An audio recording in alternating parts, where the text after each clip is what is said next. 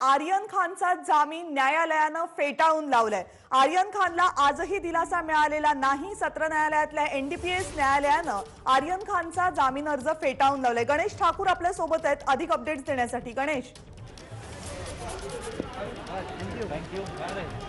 कविता, आत्ताची सर्वात मोठी ही बातमी आहे। आर्यन खानला जामीन सेशन्स कोर्टानं फेटाळलेला आहे आणि 29A section 29A NDPS act म्हणजेच कॉन्स्पिरसी, या कॉन्स्पिरसीचा कटाचा तो भाग असल्यामुळे एनसीबीनं जो युक्तिवाद केला होता तो कोर्टानं मान्य केलाय आणि म्हणूनच हा बेल रिजेक्ट केला गेला आहे।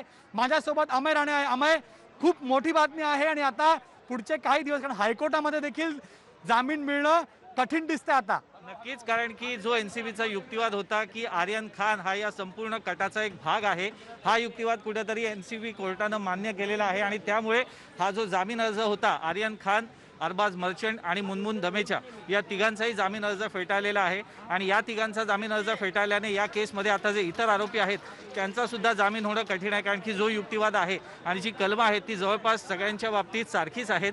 आता आर्यन खान पुढे दुसरा एकच पर्याय तो म्हणजे त्याच्या वतीनं या निकालाला हायकोर्टात आव्हान देण्यात येईल। हायकोर्टात आव्हान देण्यासाठी सुद्धा काही काळ जाईल, त्यामुळे पुढचे आणखीन काही दिवस तरी आर्यन खानचा मुक्काम हा अर्थरोड जेलमध्ये राहणार आहे। गणेश, जसं अमयने सांगितलं की आता हायकोर्टामध्ये पुन्हा युक्तिवाद होईल, बघा युक्तिवाद करावा लागेल, हायकोर्टासमोर पुन्हा आर्ग्युमेंट करावा लागेल, पुरावे ठेवावे लागतील आणि या सेशन्स कोर्टाच्या ऑर्डरचा आधार घेऊन एनसीबी कडनं विरोध केला जाईल, म्हणून त्यासाठी काही दिवस लागतील आणि जर लवकरात लवकर फैसला नाही आला आणि हॉलिडे सेशन सुरू झालं तर आर्यन खानची जी जेलमध्ये जो त्याचा मुक्काम आहे तो वाढू शकतो। नक्कीच गणेश, आज तारीख आहे 20 आणि हायकोर्ट हे 30 तारखेपर्यंतच कार्यरत आहे, कारण की पुढे दिवाळीच्या निमित्त हायकोर्ट पुन्हा एकदा 2 आठवड्यांसाठी बंद राहणार आहे।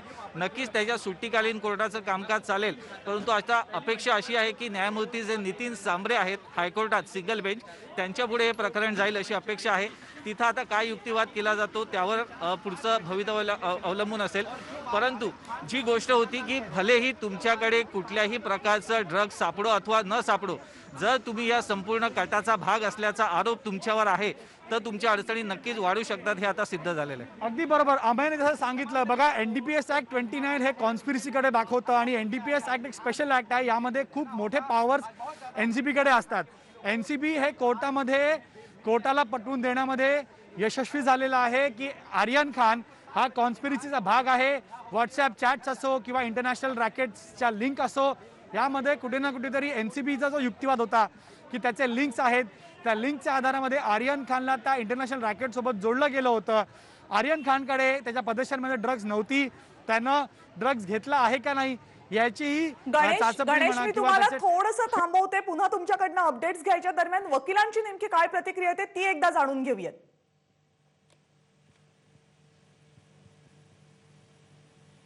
Please approach Honorable Bombay High Court itself. And when that will be done by tomorrow? As early as possible.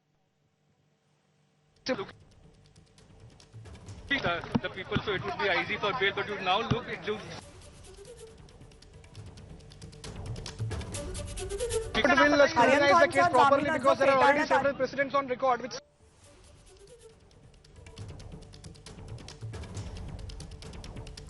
गेल्या 13 दिवसांपासून आर्यन खान हा तुरुंगामध्ये आहे, आर्थर रोड तुरुंगामध्ये आहे आणि आज त्याच्या जामीन अर्जावरची जी सुनावणी होती त्यानुसार आज आर्यन खानचा जामीन अर्ज फेटाळण्यात आलाय। पुन्हा एकदा जाऊयात आपले प्रतिनिधी गणेश ठाकूर यांच्याकडे। गणेश, कविता, जसं आपण आता वकिलांना ऐकलं आणि जो युक्तिवाद केला गेला, आता मुख्य ग्राउंड काय तर व्हॉट्सॲप चॅट्स या जामीन अर्जाला फेटाळण्यासाठी मुख्य ग्राउंड एनसीबीचा होता, जो कोर्टानं मान्य केला।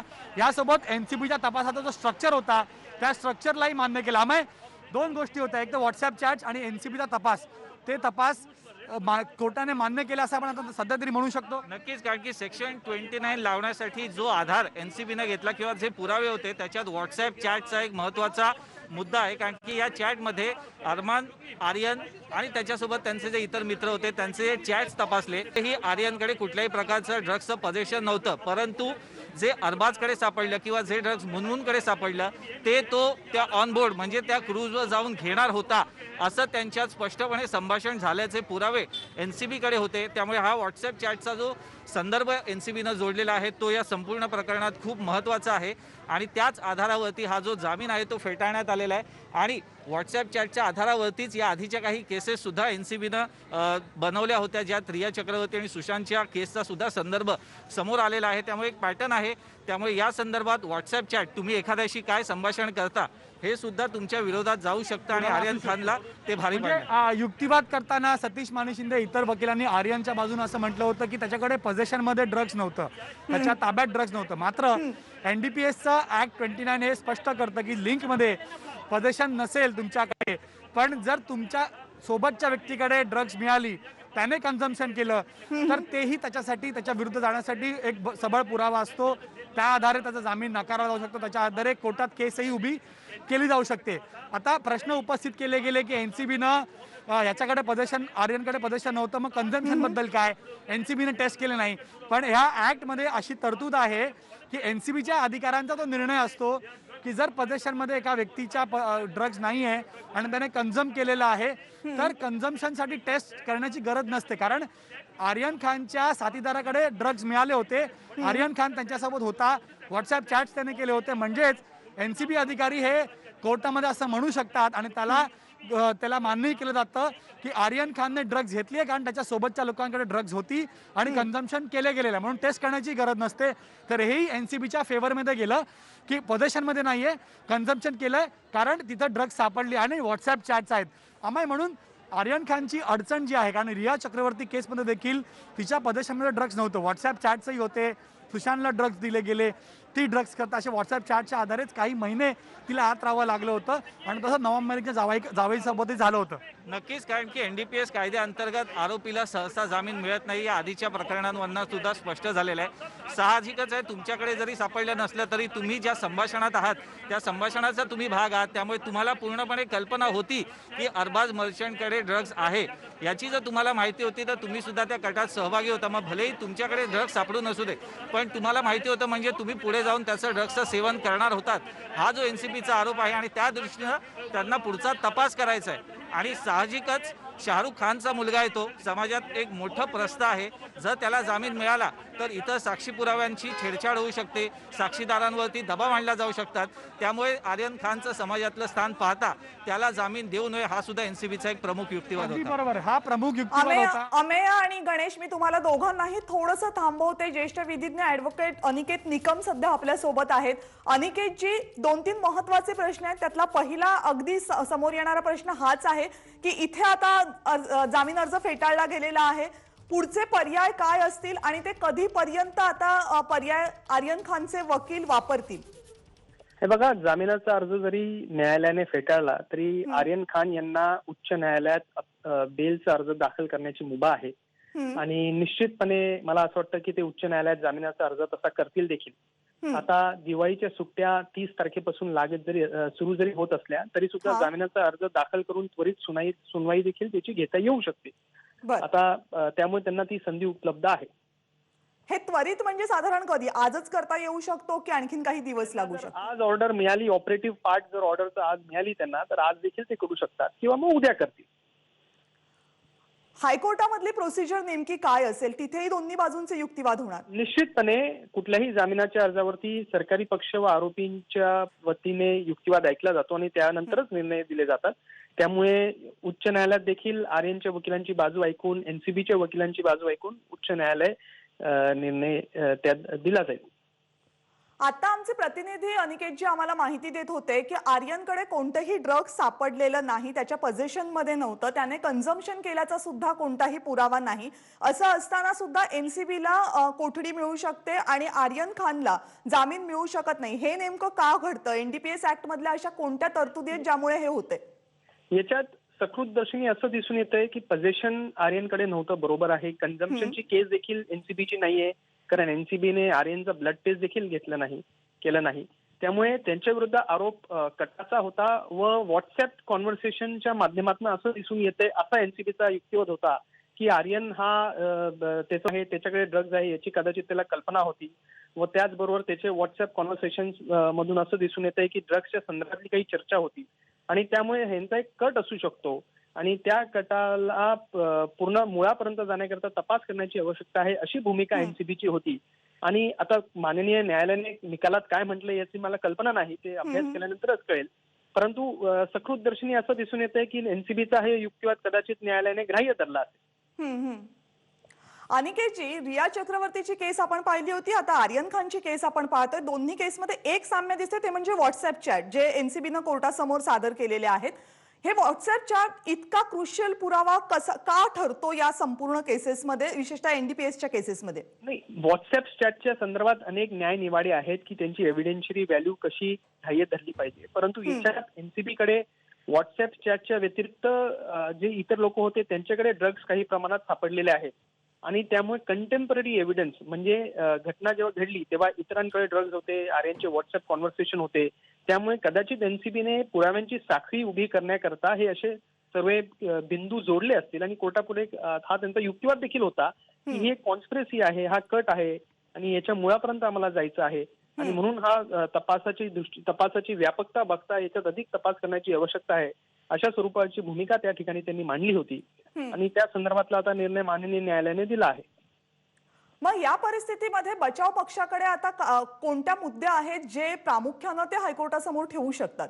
नाही, हे बघा, पहिली गोष्ट म्हणजे कन्झम्पशन नाही, पजेशन नाही व त्याचबरोबर सर्वात महत्वाची गोष्ट म्हणजे फक्त व्हॉट्सअपच्या आधारावरती एखाद्याला दोषी ठरवता येत नाही.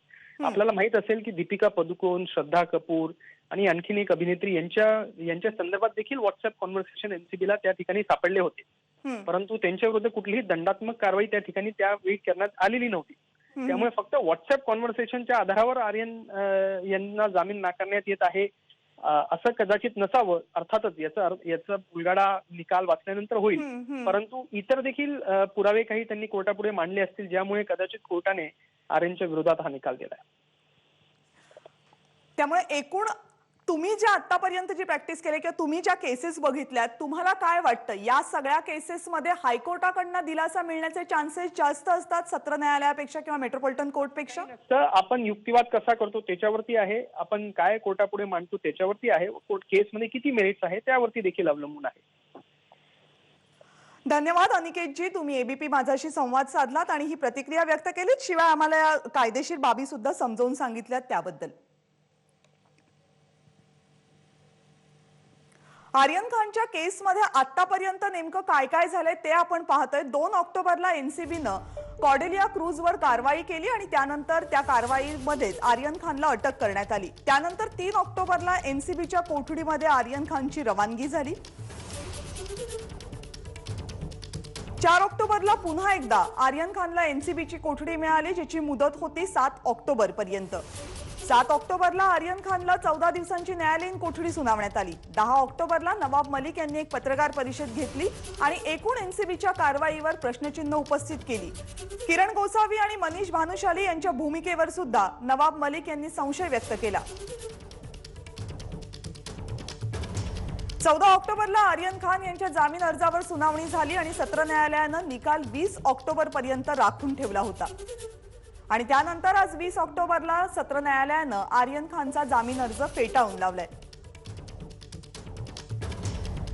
आर्यन खानसह इतर दोघांचा जामीन अर्ज सुद्धा आज कोर्टानं फेटाळून लावला. त्यामुळे आर्यन खानला आता हायकोर्टाकडे अर्ज करावा लागेल आणि हायकोर्टाकडे जामिनासाठी अर्ज करून जामीन मिळतो का हे पाहावं लागणार आहे. मात्र तोपर्यंत आर्यन खानचा मुक्काम हा आर्थर रोड तुरुंगामध्येच राहील.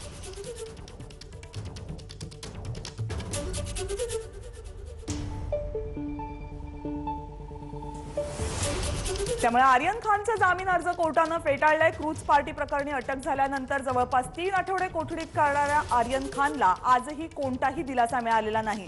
हीच बातमी आणि या संदर्भातल्या अन्य काही महत्त्वाच्या अपडेट्स आता तुमच्यापर्यंत पोहोचवेल माझा सहकारी अमोल. धन्यवाद कविता. आर्यन खानसह इतर दोघांचाही जामीन आता कोर्टानं फेटाळलेला आहे. 13 दिवसांपासून आर्यन खान हा आर्थर रोड तुरुंगामध्ये आहे आणि या संदर्भामध्ये आता वकिलांच्या प्रतिक्रिया सुद्धा येत आहेत. वकील नेमकं काय म्हणतायत आपण पाहूया. Unfortunately, it's an operative part just now, so we are waiting for the complete order to come in hand. So will you move to the High Court? And Definitely, we all will be moving to the High Court because that is a remedy available to us right now. But fortunately, if as early as possible, once we get the order in hand, then only we will be able to move to the High Court. it's a big disappointment. It's definitely a big disappointed appointment because we were expecting a positive thing today. Because because there were several precedents which we were relying upon. But unfortunately, what the order has come, we were not expecting this. Though the whole order is not yet come, but do you think what went wrong here and what? See, I cannot speak anything on that because the order is yet to come in hand. Because we will first have to peruse the grounds.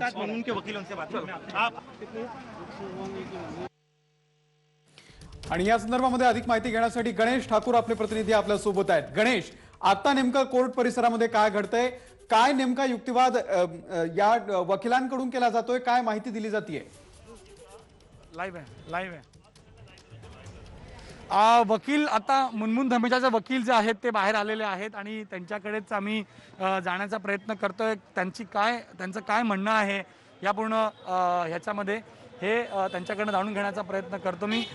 मुळात त्यांचं disappointment जो होतं ते त्यांनी या प्रकरणामध्ये आधीच व्यक्त केलं आहे आणि त्याला पाहता आता त्यांच्याकडनं काय युक्तिवाद होतं हे एक बघावं लागेल. आपण तुम्ही युक्तिवाद केला, आर्ग्युमेंट केलं, या निकालाबद्दल काय म्हणाल आणि आता पुढे कसं जाणार आहात? आता फक्त ऑपरेटिव्ह पार्ट ऑर्डर पास केला आहे. ऑपरेटिव्ह पार्टमध्ये फक्त हे सांगितलं आहे की रिजेक्शन आहे. आता सगळं हे पूर्ण ऑर्डर हातावर आता पेंडिंग आहे. मी सर्टिफाईड कॉपीला अप्लाय ऑलरेडी केला आहे. सर्टिफाईड कॉपीचा ऑर्डर हे आला तर मी पूर्ण हे जे काय असेल, जे रिझन्स असेल ते पूर्ण सांगणार. पण याला वेळ लागू शकतो कारण हायकोर्टामध्ये नवीन आर्ग्युमेंट्स होतील, एनसीबी कडनं पुन्हा विरोध केला जाईल, मग काही दिवस तर जातीलच याला. नाही, नवीन आर्ग्युमेंटचा काय गरज नाही आहे. आर्ग्युमेंट सगळं सेम असणार आहे. पण ग्राउंडचा हा ऑर्डरमध्ये कसा आला आहे त्याच्यावर पण डिपेंड असतं. पण ज्या अर्थी आर्यन खान आणि इतरांच्या आर्यन खानच्या प्रदेशामध्ये ड्रग्ज नव्हतं, त्याने कन्झम्पशनसाठी टेस्ट केले गेले नव्हते, तर तुम्हाला तर विश्वास होता की हे जामीन मिळेल. व्हॉट्सॲप चॅट्स आणि इतर जे संभाषणं आहेत, जे इन्व्हेस्टिगेशन झालं त्याला ग्राह्य धरत किंवा त्याला मान्य केलं कोर्टाने असं आपण म्हणू शकतो? हे सगळं हे जे ॲलिगेशन आहे हे सगळं स्मॉल क्वांटिटीचं ॲलिगेशन आहे ज्याच्याकडे पनिशमेंट मॅक्झिमम 1 year असतं. पण या केसमध्ये जस्टिफिकेशनसाठी NCBने सेक्शन 29 इन्वोक केला आहे ते कम्प्लिटली अनजस्टिफाईड आहे. तर सेक्शन 29 जे इन्वोक केलं आहे त्याचा मला असं वाटतं की हा रिझन असणार की बेल रिजेक्शन झाली आहे. म्हणजेच त्यांना एका मोठ्या रॅकेटचा भाग, कटाचा भाग दाखवण्याचा प्रयत्न NCBने केला आहे, जो सध्या तरी कोर्टाकडनं जामीन अर्ज फेटाळताना मान्य केला गेला. बरोबर आहे. मला असं वाटतं की 29चा रिझन असणार आणि जे आणखी रिझन काय असणार ते ऑर्डरमध्येच मी बघणार आणि परत सांगणार. पण हायकोर्टामध्ये एक आव्हानात्मक काम तुमच्या समोर आहे कारण हायकोर्टाला या ऑर्डर विरुद्ध जाऊन पटवून देणं तेही तुमच्या समोर एक चॅलेंज आहे मोठं. चॅलेंज तर आहे. सगळे जे काय ह्या केस पण नाही, सगळ्या केस आता आमच्याकडे वकिलांबरोबर हे चॅलेंजेस असतात.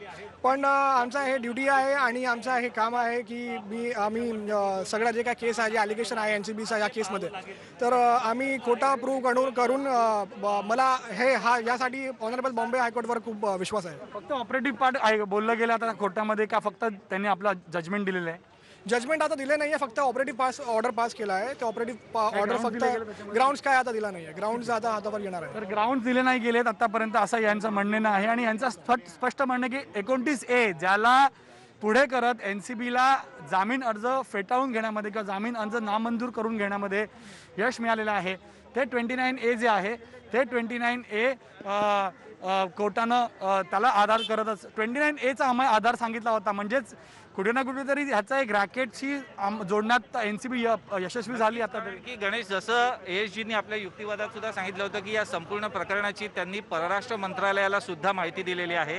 काही परदेशी नागरिक अटक केलेले आहेत, काही ड्रग पेडलर्स अटक केलेले आहेत ज्यांचे आंतरराष्ट्रीय ड्रग तस्करीशी थेट संबंध असल्याचे पुरावे आहेत, कारण की त्यांचा तसा ट्रॅक रेकॉर्ड सुद्धा आहे.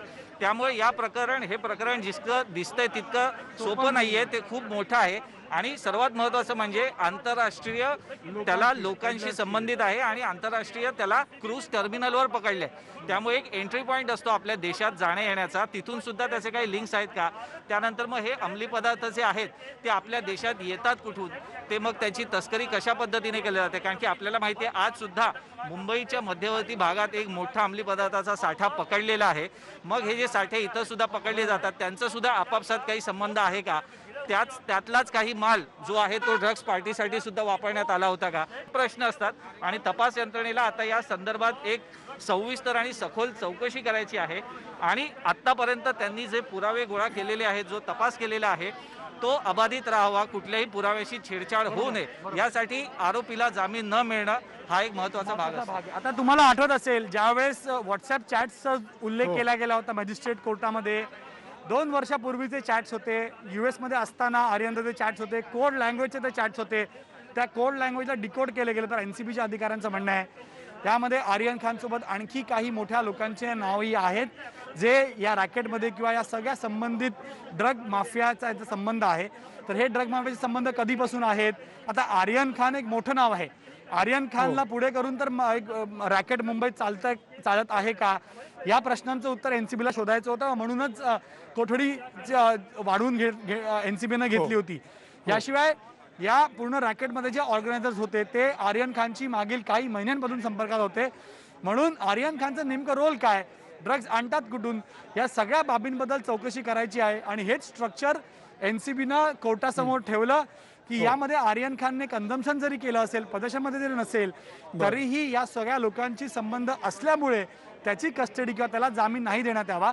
तोच युक्तिवाद आता कोर्टानं मान्य केला आहे. म्हणजेच या लोकांची संबंध ठेवल्यामुळेच आर्यन खानच्या अडचणीत वाढल्या आहेत आणि म्हणूनच जामीन कोर्टानं फेटाळलेला आहे. कारण जे लोक ज्यांच्यासोबत चॅट केले गेले आहेत ते इंटरनॅशनल ड्रग माफियाशी संबंधित आहेत. अमोल, गणेश, तू आपल्या सोबतच राहा.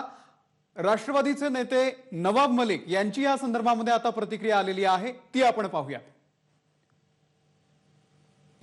आर्यन खानचा पुन्हा एकदा जामीन अर्ज फेटाळलेला आहे. आपल्या सोबत राष्ट्रवादीचे नेते आणि मंत्री नवाब मलिक आहेत. कशा प्रकारे जे आर्ग्युमेंट झालेले आहे आणि जो निर्णय झालेला आहे, पुन्हा एकदा जामीन फेटाळलेला आहे?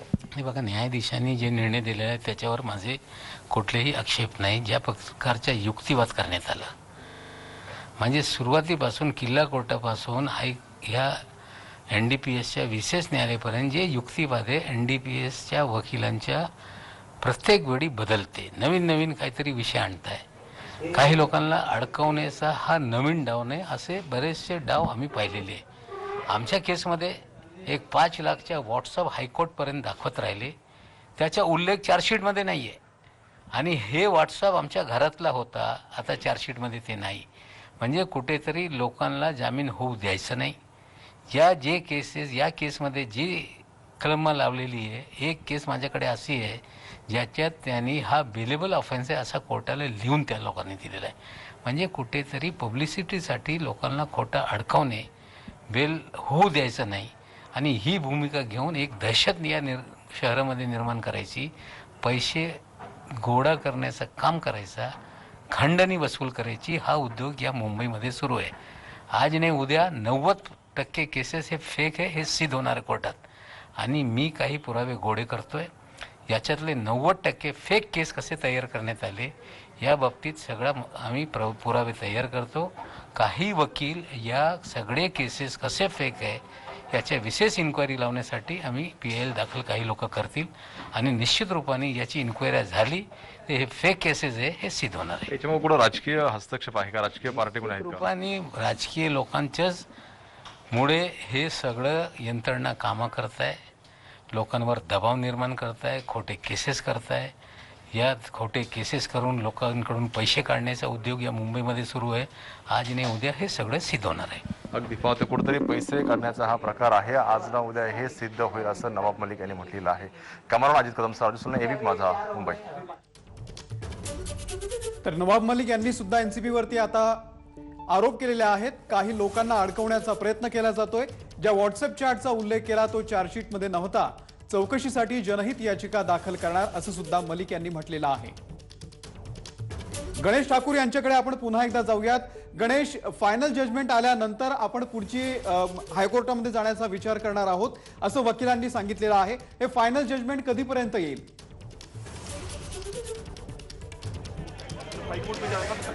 अमोल, सर्टिफाईड कॉपी लागेल. बघा, सर्टिफाईड कॉपी आज मिळते का उद्या, त्या सर्टिफाईड कॉपीचाच आधार करत कोर्टामध्ये मेन्शन करून घेतलं जाईल किंवा हायकोर्टामध्ये पोहोचलं जाईल. आणि त्यानंतर पुढचा नवीन युक्तिवाद होईल, आर्ग्युमेंटचं सेशन चालेल, NCB विरोध करेल, मग नंतर जजचा फैसला येईल. आता आज झाली आहे तारीख 20. पुढचे 7 दिवस वर्किंग डेज 7 वर्किंग डेज हो. आर्यन खानच्या वकील आहे या 7 वर्किंग डेजमध्ये अर्जंट मेन्शन करून जर यांना जामीन मिळवण्यामध्ये यश मिळालं तर ठीक, नाही तर पुढचे दिवस आणखी दिवाळीनंतर त्याला कोर्ट अर्थरोडमध्ये राहावं लागेल. अमय, पुढचे दिवस खूप महत्त्वाचे आहेत. तुला वाटतं तू कोर्ट कव्हर करतोस, तुला वाटतं की एवढा लवकर सगळं होईल आणि हायकोर्टामध्ये प्रकरण पोहोचून त्याला जामीन मिळू शकेल? शक्यता खूप कमी आहे गणेश, कारण की आज आहे बुधवार. आज ह्यांना सर्टिफाईड कॉपी जरी संध्याकाळी उशिरापर्यंत मिळाली तरी त्यानंतर त्यांना एक याचिका पिटिशन कॉपी प्रॉपर एक तयारी करावी लागेल. त्यानंतर त्याची प्रत त्यांना NCBला सुद्धा द्यावी लागेल, कारण की त्यांनी प्रतिवादी केलेलं असेल, राज्य सरकार असेल त्यांना द्यावी लागेल. त्यानंतर हे जे प्रकरण आहे ते सुनावणीसाठी येईल. आता ही सर्टिफाईड कॉपी त्यांना कधी मिळते त्यावर त्यांचा हायकोर्टाचा मूव्ह आहे. हायकोर्टाचे अजून 2 दिवस जे आहेत ते कामाचे आहेत. आजचा बुधवार गेल्यावर गुरुवार आणि शुक्रवार. जर उद्या हे प्रकरण तातडीच्या सुनावणीसाठी कोर्टापुढे जरी आलं तरी ते बोर्डावर नसल्यानं कोर्ट त्यावर तातडीनं सुनावणी घेईल याची शक्यता खूप कमी आहे, नाममात्र आहे. त्यामुळे कदाचित शुक्रवार किंवा सोमवारी हे प्रकरण सुनावणीसाठी येऊ शकतं. त्यानंतर NCB आपला युक्तिवाद करेल, याचिकाकर्ते आपला युक्तिवाद करतील आणि मग कदाचित कोर्ट तातडीनं सुद्धा त्यावर निकाल देणार की नाही हा सुद्धा प्रश्न आहे, कारण की कोर्टाला सुद्धा वेळ लागतो. जसं या प्रकरणात 5 सुट्टीचे दिवस असले तरी कोर्टानं वेळ घेतलेला आहे. त्यामुळे हायकोर्ट सुद्धा या प्रकरणात निकाल देण्यासाठी वेळ घेईल. त्यामुळे हे प्रकरण सुनावणीला येणार कधी, त्यानंतर त्याच्या युक्तिवाद किती दिवस चालणार आणि त्यानंतर हायकोर्ट निकाल कधी देणार. त्यामुळे जवळपास आर्यनची दिवाळी सुद्धा आता आर्थर रोडमध्ये जाण्याची दाट शक्यता आहे. अमय, जसं आपण म्हणतो की आर्यन एक मात्र आरोपी असता तर आर्ग्युमेंट जे आहे एका आरोपीचे झाले असते, मात्र इथं 15-16 आरोपी आहेत आणि 3 आरोपींचा आज जामीन फेटाळला गेला आहे. तर तिन्ही आरोपी जर क्लब करून गेला तर NCB म्हणू शकते की तिन्ही आरोपींचा जामीन आम्ही आर्ग्युमेंट एकाच वेळेला करू आणि तिन्ही आरोपींच्या जामिनाबद्दल युक्तिवाद वेगवेगळे करू. तर त्यामध्ये आणखी कालावधी जाऊ शकतो. नक्कीच, कारण की इथं सुद्धा हेच झालेलं आहे. प्रत्येक आरोपीची जामिनासाठीची याचिका वेगळी होती, कारण की त्यांच्या विरोधातली कलमं सुद्धा वेगळी होती. आर्यन खान विरोधात जी कलमं होती ती सगळीच्या सगळी अरबाज आणि मुनमुनवरती नव्हती. त्यामुळे शक्यता आहे की आणखीन वेळ लागू शकतो. म्हणजेच पुढचे काही दिवस महत्त्वाचे आहेत. आता पाहावं लागेल की आर्यनचे वकिलाला एक्सपेडाइट करतात काय, आर्यनच्या वकिलांना हायकोर्टामध्ये वेळ लागतो आणि आर्यनला दिवाळी आर्थर रोड जेलमध्ये त्याला राहावं लागतं दिवाळीनंतरपर्यंत. अमोल, गणेश आणि अमिय, धन्यवाद दिलेल्या या संपूर्ण माहितीबद्दल. तर गेल्या 13 दिवसांपासून आर्यन खान हा तुरुंगामध्ये आहे. आज त्याचा जामीन फेटाळण्यात आलेला आहे. दरम्यान आर्यन खान यांना अटक केल्यापासून आतापर्यंतचं या केसमध्ये नेमकं काय काय घडलेलं आहे ते आपण एकदा पाहूया. 2 ऑक्टोबरला NCBनं क्रूजवरती केलेल्या कारवाईनंतर आर्यन खानला म्हणजे शाहरुख खानच्या मुलाला अटक करण्यात आली. 3 ऑक्टोबरला NCBच्या कोठडीमध्ये त्याची रवानगी करण्यात आली. 4 ऑक्टोबरला पुन्हा 7 ऑक्टोबरपर्यंत NCB कोठडीमध्ये ठेवण्याचा निर्णय आला. 7 ऑक्टोबरला 14 दिवसांची न्यायालयीन कोठडी सुनावण्यात आली. दरम्यान 10 ऑक्टोबरला नवाब मलिक यांनी पत्रकार परिषद घेऊन NCBच्या कारवाईवरती प्रश्नचिन्ह उपस्थित केले. त्यानंतर 14 ऑक्टोबर या रोजी न्यायालयानं निकाल 20 ऑक्टोबरपर्यंत राखून ठेवलेला होता आणि आज 20 तारखेला आर्यन खान आणि इतर दोघांचा म्हणजे तिघांचा कोर्टानं जो जामीन अर्ज आहे तो फेटाळलेला आहे. त्यामुळे आर्यन खान पुन्हा एकदा जेलमध्येच राहणार आहे. पुढचे 7 दिवस वर्किंग आहे, त्यानंतर दिवाळीच्या सुट्ट्या आहेत. त्यामुळे या 7 दिवसांमध्ये आर्यन खानच्या वकिलांना पुढची कारवाई करावी लागणार आहे. ABP माझा, उघडा डोळे बघा नीट.